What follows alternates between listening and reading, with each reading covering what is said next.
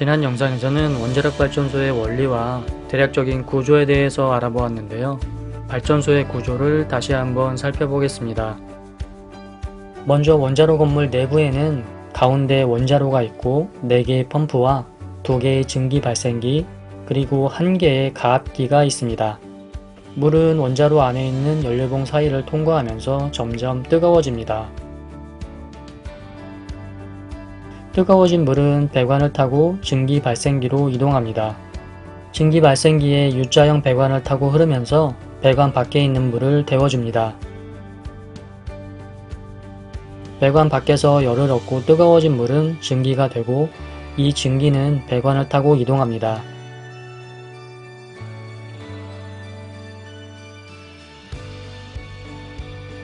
증기는 먼저 고압 터빈을 돌려줍니다. 고압 터빈을 돌려준 증기는 에너지를 잃고 온도가 떨어지게 되는데요.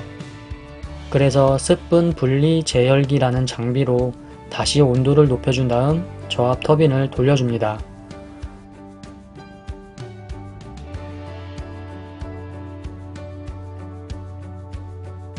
저압 터빈을 돌려준 증기는 바닷물로 식혀서 물로 만들어줍니다. 그리고 응축된 물은 펌프를 이용해서 다시 증기 발생기로 보내줍니다.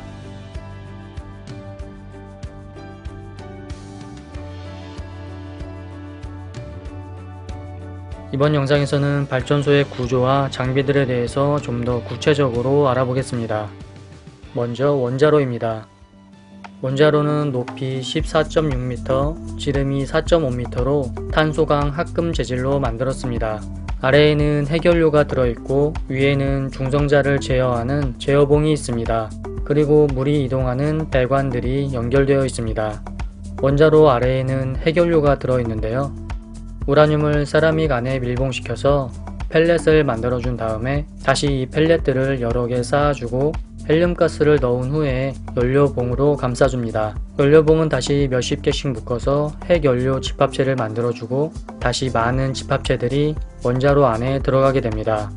위에는 제어봉이 있습니다. 제어봉은 중성자를 흡수하는 장치인데요. 우라늄의 원자 핵은 중성자와 충돌해서 분열합니다. 중성자가 많으면 더 많은 우라늄이 분열하고 중성자가 적으면 조금 분열하게 되겠죠. 핵연료 사이에는 제어봉이 들어가는 구멍들이 있습니다. 제어봉이 핵연료 사이로 깊게 들어가면 더 많은 중성자를 흡수하게 되고 핵분열이 줄어들게 됩니다. 제어봉이 위로 올라가면 중성자가 많아지고 더 많은 핵분열이 일어나게 됩니다. 하나의 구동장치에 여러 개의 제어봉이 붙어 있고 구동장치는 전자석으로 만들어져서 전기를 통해 위아래로 움직입니다. 만약에 사고가 발생해서 전기가 끊어지면 구동장치가 자유낙하하게 됩니다. 그러면 제어봉이 핵연료 사이로 모두 들어가게 되고 대부분의 중성자를 흡수하면서 핵분열이 일어나지 않게 됩니다. 원자로 내부의 물은 원자로 냉각제 펌프를 이용해 순환시켜줍니다. 물은 대기압의 150배 정도로 매우 높은 압력을 가지고 있습니다. 그래서 기계들 틈 사이로 물이 역류하기가 쉬운데요. 축을 타고 올라오는 물에 더 높은 압력의 물을 분사해서 물이 역류하는 것을 막아줍니다. 4대의 펌프는 올림픽 수영장을 1분 만에 채울 만큼 강력합니다. 펌프를 이용해 원자로로 보내진 물은 벽에 부딪혀서 아래로 내려가게 됩니다.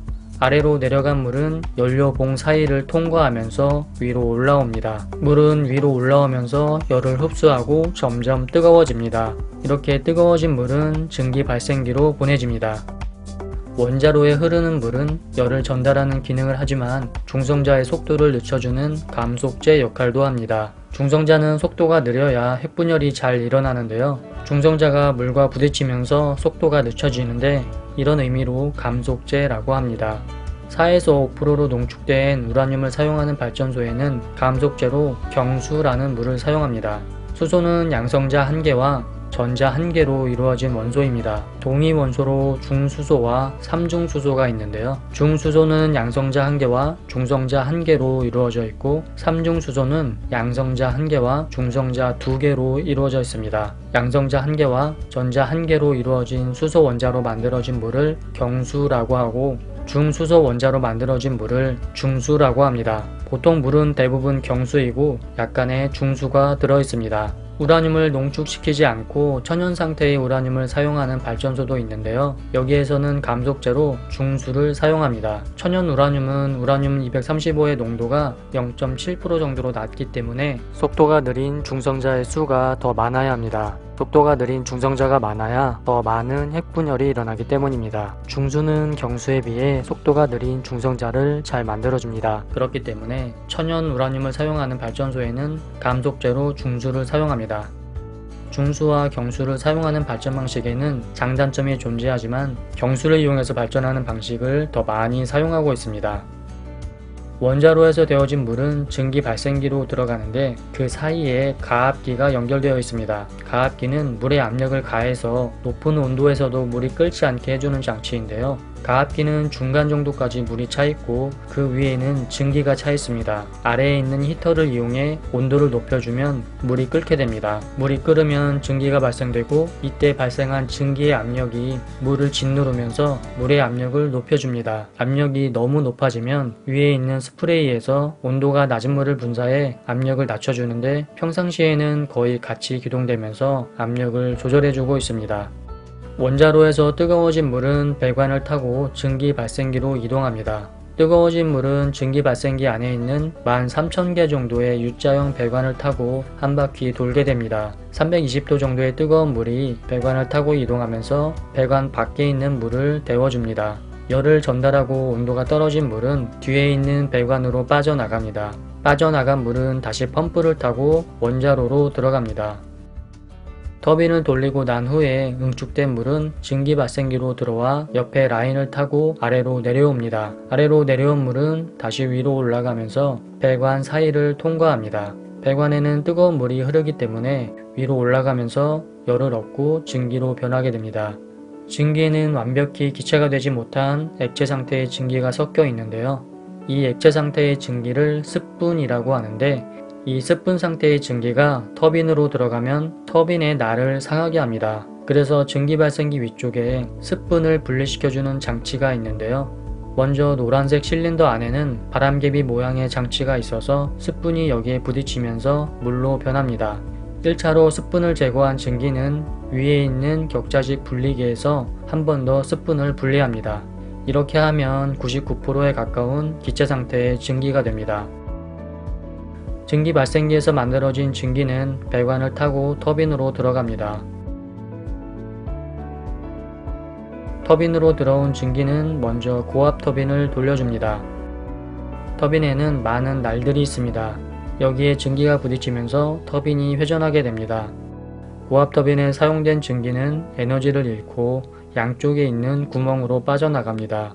빠져나간 증기는 그냥 버리지 않고 다시 3개의 저압 터빈을 돌리는 데 사용됩니다. 하지만 이 증기는 에너지를 잃으면서 온도가 떨어지고 일부 증기가 습분이 됩니다. 고압 터빈을 통과해서 습분이 섞여 있는 증기는 습분 분리 제열기로 보내집니다. 장비 안에는 히터가 있습니다. 고압 터빈으로 들어가는 증기 일부를 히터로 넣어주고 에너지를 잃은 증기가 이 열로 다시 가열됩니다. 증기가 되지 못한 습분은 아래로 떨어져서 물이 되고 이 물은 재사용합니다. 습분 분리 제열기를 통과한 증기는 3개의 저압 터빈을 돌려줍니다. 저압 터빈을 돌린 증기는 급격히 에너지를 잃게 되고 아래에 있는 복수기로 보내집니다. 복수기 배관에는 차가운 바닷물이 흐르고 있어서 증기가 열을 잃고 물로 응축하게 됩니다. 터빈과 복수기 사이에는 온도 차이가 심하고 부피가 큰 증기가 물로 변하기 때문에 복수기 안은 거의 진공 상태가 됩니다. 그렇기 때문에 터빈에 사용된 증기가 빠르게 복수기로 이동하게 됩니다. 유체는 압력이 높은 곳에서 낮은 곳으로 흐릅니다. 증기는 고온 고압의 터빈에서 저온 저압의 복수기로 이동하려는 힘이 생깁니다. 이 힘이 크면 이동 속도가 빨라지게 되고 발전기를 돌리는 힘도 커지게 됩니다. 그래서 두 곳의 온도차가 클수록 더 효율적으로 에너지를 이용할 수 있습니다. 복수기에 저장된 물은 증기 발생기로 보내서 재사용합니다. 이 물은 30에서 40도 정도의 차가운 물이고 증기 발생기에서 증기가 되는 온도는 320도 정도이기 때문에 온도 차이가 너무 크게 납니다. 끓는 물에 뜨거운 물을 넣으면 다시 금방 끓지만 차가운 물을 넣으면 쉽게 끓지 않는 것처럼 복수기의 차가운 물을 바로 증기발생기로 보내면 쉽게 증기로 바뀌지 않습니다. 그래서 증기발생기로 보내기 전에 가열기를 통과하면서 물의 온도를 235도까지 높여줍니다. 가열기 안에는 뜨거운 증기가 흐르는 배관이 있고 물이 이 사이를 통과하면서 온도가 점점 올라갑니다. 물의 온도가 한 번에 올라가지 않기 때문에 7단계에 거쳐서 서서히 온도를 높여줍니다. 온도가 올라간 물은 증기 발생기로 들어가서 증기로 만들어줍니다. 지금까지 발전에 사용되는 장비들에 대해서 살펴보았는데요. 장비를 보호해주고 발전소를 운영하는 건물은 어떤 구조로 되어 있는지 알아보겠습니다. 먼저 원자로가 들어있는 경납 건물은 직경이 45m, 높이는 75m의 돔 형태로 만들어졌습니다. 건물 위쪽에는 크레인이 있습니다. 크레인은 처음 발전소를 건설할 때 장비를 옮기는 데 사용하고 평상시에는 장비를 점검하거나 핵연료를 교체하기 위해서 원자로 뚜껑을 열 때 사용하고 있습니다. 그 위에는 스프레이가 있는데 사고 발생 시에 물을 분사해서 열을 식혀줄 때 사용합니다. 돔 안은 거의 비어 있는데요. 이렇게 돔 형태로 만드는 이유는 압력을 고르게 분산시키기 위해서입니다. 건물 안에서 사고가 일어났을 때 오염물질이 밖으로 나오지 않게 건물이 그 압력을 견뎌야 하는데 돔 형태로 만들면 부피가 커져서 더 많은 가스를 가둬둘 수 있고 압력을 고르게 분산시킬 수 있는 장점이 있습니다. 우리가 걱정하는 부분 중 하나는 원자력 발전소가 핵폭탄처럼 폭발하면 어쩌나 하는 것인데요. 핵폭탄에 사용되는 우라늄은 90% 이상 농축된 것이고 발전소에 사용되는 우라늄은 4에서 5% 정도로 농축된 것이기 때문에 폭발하지 않습니다. 알코올 농도가 90% 이상인 술에 불을 붙이면 불이 붙고 알코올 농도가 4%인 맥주에 불을 붙이면 불이 붙지 않습니다. 마찬가지로 발전소에 사용되는 우라늄은 폭발하지 않습니다. 원자로 건물 내부에서 발생할 수 있는 최악의 상황은 원자로가 녹아내리면서 발생되는 수증기나 수소가스의 발생입니다. 후쿠시마 발전소도 수소가스에 의해서 폭발한 것입니다. 그래서 가스 발생으로 인한 압력을 견디기 위해서 천장을 돔 형태로 만들어 주었습니다. 또 수소가스를 제거하기 위해서 전기를 이용해 불꽃을 일으켜서 수소를 제거하는 장치와 정전 시에 자동으로 수소와 화학적으로 반응해서 수소를 제거하는 장치가 동시에 설치되어 있습니다. 우리가 원전 사고하면 떠올리는 것은 체르노빌과 후쿠시마 정도일 것 같은데요. 체르노빌과 후쿠시마는 돔 모양이 아니고 네모난 모양이었습니다. 그래서 압력에 약했는데요. 돔 모양으로 만들면 건설 비용이 많이 들어가지만 안전을 위해서 이렇게 만들고 있습니다. 원자로 건물의 내벽은 두께가 1.2m인 철근 콘크리트 구조로 만들어집니다. 여기에는 사람 손바닥만한 두께의 철근이 촘촘하게 들어갑니다. 또 다리 건설에 사용되는 두꺼운 철근이 사방으로 건물을 감싸고 있어서 압력을 견디게 해줍니다.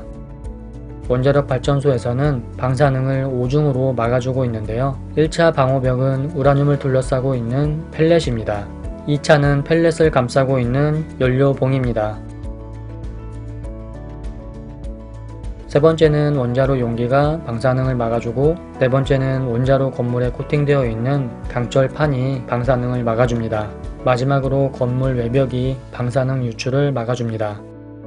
원자로 경납 건물을 둘러싸고 있는 보조 건물은 사고가 일어났을 때 내부의 방사성 물질이 외부로 누출되는 것을 방지하는 역할을 합니다. 보조 건물들은 서로 독립적으로 배치되어 있고 사고 발생 시에 피해가 확산되는 것을 막기 위해서 구역별로 격리할 수 있습니다. 또한 보조 건물에는 각종 안전장치와 방사성 물질을 취급하는 별도의 구역이 자리 잡고 있습니다. 연료 보관 건물은 새로운 연료와 사용 후 핵 연료를 저장하는 곳입니다. 핵분열 반응을 억제하는 붕산소로 채워져 있고 이곳에서 최소 5년간 냉각을 해줍니다. 사고가 발생해서 정전이 된다면 비상 디젤 발전기가 전원을 공급해줍니다. 비상 발전 시설은 모두 지상에 있고 혹시 모를 상황에 대비해서 방수막으로 차폐시켜 놓았습니다. 주 제어실은 발전소를 관리하는 공간입니다. 대형 정보 표시판에 보여지는 분산 제어 시스템을 기반으로 발전소를 제어하고 있습니다. 발전소의 원자로 건물은 2개를 짓는데요. 공용으로 사용되는 공간이 있기 때문에 하나만 짓는 것보다 경제적으로 유리하기 때문입니다. 원자력 발전소는 안반 위에 짓습니다. 흙보다는 안반이 지진에 훨씬 강해서 지진의 영향이 덜 오기 때문입니다. 그래서 원자력 발전소는 반드시 안반 지형을 찾아서 만들도록 되어 있고 그 안반을 깎은 다음에 콘크리트로 기반을 만들고 그 위에 원자로를 놓습니다. 규모 6.5의 지진이 발생하면 원자력 발전소가 자동으로 정지하도록 되어 있습니다. 최신의 APR-1400은 규모 7까지 견딜 수 있는데요. 규모 7의 지진에서 무너진다는 의미가 아니고 이 정도 지진에서도 장비가 고장나지 않고 안전하게 정지될 수 있는 수준으로 만들어 주었습니다. 그래서 모든 장비들은 지진을 견딜 수 있는 안전장치 위에 설치됩니다. 또한 발전에 사용되는 튜브가 깨지거나 문제가 발생하면 밸브가 모두 잠기도록 설정되어 있고 발전소는 자동으로 정지됩니다. 사고가 발생했는데 멈추지 않는다면 오히려 더 큰 사고로 이어질 수 있기 때문에 발전소가 정지된다는 것은 오히려 사고 예방을 위해서 그 기능을 잘 하고 있는 거라고 볼 수 있습니다. 우리 주변에도 방사능은 늘 존재하고 있습니다. 하지만 건강에 지장이 없을 만큼 아주 작은 양이죠. 발전소 내부 건물도 우리가 생활하는 곳과 별로 다를 바 없다고 합니다. 심지어 원자로 건물 내부도 걱정할 수준은 아니라고 하는데요. 하지만 원자로 건물에서 작업을 할 때는 반드시 안전장비를 착용한다고 합니다. 원자력 발전소에 사용된 폐기물은 방사능 세기가 높은 고준위 폐기물과 방사능 세기가 낮은 저준위 폐기물이 있습니다. 고준위 폐기물은 사용 후 핵연료가 대부분이고 저준위 폐기물은 발전소에서 근무하는 분들의 작업복이나 작업도구 같은 폐기물을 말합니다. 저준위 폐기물은 고준위에 비해 상대적으로 적은 방사능에 오염되어 있습니다. 비록 적은 방사능이지만 지하 수십 미터 깊이의 동굴 처분장에 묻어서 보관하고 관리하게 됩니다. 우리나라의 경수로 원전에서는 고준위 방사성 폐기물인 사용 후 핵연료를 붕산소로 채워진 습식 저장소에서 5년 이상 보관하여 냉각합니다. 이후에 원전 부지 내에 건식 저장 시설을 설치하면 방사선을 차폐시켜주는 저장 용기에 담아 건식 저장 시설에서 저장하게 됩니다. 하지만 언제까지 건식 저장 시설에서 저장할 수는 없는데요. 사용 후 핵연료는 우리의 생활권에서 영구히 격리시키는 영구 처분을 해야 합니다. 가장 좋은 방법은 지하 수백 미터 깊이의 깊은 땅 속에 묻어두는 것인데요. 하지만 우리나라는 영구 처분 시설이 없고 영구 처분 시설로 가기 전에 사용할 수 있는 중간 저장 시설도 없습니다. 그래서 이런 시설들이 확보될 때까지 원전 부지 내에 저장을 하게 됩니다. 영구 처분 시설을 만들기 위해서는 국민적 합의가 필요하기 때문에 시간이 더 필요할 것으로 생각됩니다. 원자력은 아무리 안전하게 관리한다 해도 위험성이 존재합니다. 그렇기 때문에 좀 더 안전한 원자력의 이용과 대체 에너지 개발을 위해서 많은 연구가 이루어지고 있는데요. 그중 하나로 개발되고 있는 것이 소형 모듈 원자로입니다. 소형 모듈 원자로는 줄여서 SMR이라고 합니다. SMR은 모든 장비들을 하나로 집약시켜 놓았는데요. 원자로나 증기발생기, 가압기, 펌프 등이 모두 하나의 용기 안에 들어있습니다. SMR은 차세대 원전으로 주목받고 있어서 많은 선진국에서 개발하고 있고 우리나라도 2012년에 스마트라는 SMR을 세계 최초로 개발했습니다. SMR은 높이가 약 35m에 직경은 9m 정도 됩니다. 대형 원전의 경락 건물과 비교하면 크기가 매우 작은 편인데요. 아래에 원자로와 제어봉이 있고 그 위로 가압기가 있습니다. 그리고 옆에는 증기발생기가 있습니다. 증기발생기 위에 펌프가 있어서 물을 계속 순환시켜줍니다. 원자로를 통과한 물은 열을 얻고 뜨거워집니다. 이 물을 펌프를 이용해 증기발생기로 보내주면 배관을 통과하는 물이 열을 얻고 증기가 됩니다. 이 증기가 터빈을 돌려서 전기를 생산하게 됩니다. SMR은 출력은 작지만 안전하다는 장점이 있습니다. 대형 원전에 비해 크기가 작기 때문에 발열량도 작고 획기적인 안전 설계가 적용되어 있어서 비상 상황에서도 전력 공급 없이 원자로를 안전하게 냉각할 수 있습니다. 그리고 장비들 연결해주는 배관이 없습니다. 배관은 용접으로 연결해줘야 하는데요. 320도의 고온 고압의 물이 배관을 통과하기 때문에 용접에 작은 결함이라도 생기면 사고로 이어지게 됩니다. SMR은 배관이 없기 때문에 그만큼 안전하다고 볼 수 있습니다. 또한 SMR은 공장에서 만든 다음에 발전소에 설치하는 방식입니다. 대부분의 주요 기기들은 공장에서 제작하기 때문에 품질은 높아지고 건설 기간은 단축할 수 있습니다. 대형 원전인 APR-1400은 1400MW의 전기를 생산합니다.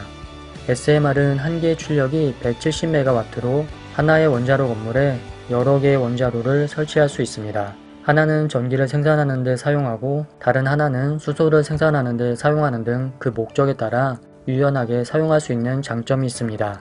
크기가 작기 때문에 장소의 영향을 크게 받지 않아서 산단이나 도시 같은 수요지 인근에 설치할 수 있습니다. 대형 원전은 건설부터 전기를 생산하는데 약 5년 정도 걸립니다. 하지만 SMR은 건설을 시작한 지 약 2년 후부터 첫 번째 모듈에서 전기를 생산할 수 있습니다. 안전성과 유연성, 효율성 등의 장점이 많아 SMR의 수요는 점차 늘어날 것으로 예상됩니다. 원자력 발전은 지식 에너지로 표현할 수 있습니다. 화석 연료를 사용하는 발전소는 운영비 대부분을 연료를 수입하는 데 사용합니다. 그래서 많은 돈이 해외로 빠져나가게 되는데요. 하지만 원자력 발전소는 운영비 5%만 연료를 수입하는 데 사용하고 나머지 95%의 돈은 국내에서 돌게 됩니다. 또 원자력 발전소는 이산화탄소를 배출하지 않습니다. 우라늄 1g으로 석탄 3톤을 대체할 수 있죠. 이 영상이 원자력 발전을 이해하는데 조금이나마 도움이 되었으면 하는 바람입니다. 시청해주셔서 감사합니다.